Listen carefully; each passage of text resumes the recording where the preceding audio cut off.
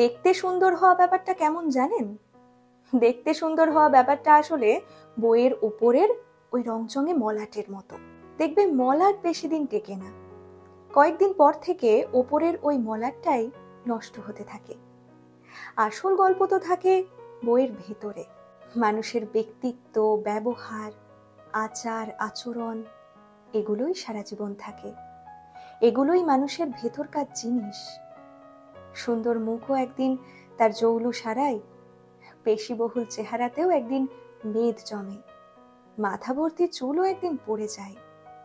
শেষ পর্যন্ত পড়ে থাকে ওই খোলসবিহীন মানুষটা। সৌন্দর্য আর চেহারার আকর্ষণ হারালেও বাকি জিনিসগুলো তো থেকেই যায়। সুন্দর চেহারা দিয়ে যদি কাউকে আজীবন বেঁধে রাখার কথা ভাবো, জানবে তোমার ধারণাটাই ভুল। প্রেমের ক্ষেত্রে সৌন্দর্যই যদি প্রধান হতো, পেশিবহুল চেহারাই যদি মূল্য পেত, তাহলে সমস্ত সুন্দর আর সুন্দরীদের কখনোই ব্রেকআপ হতো না।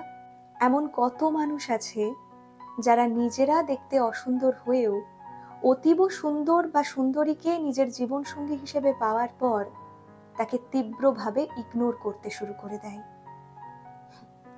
সৌন্দর্য মানুষকে সাময়িকভাবে আকৃষ্ট করলেও কখনোই চিরদিন মনের মধ্যে আটকে থাকে না।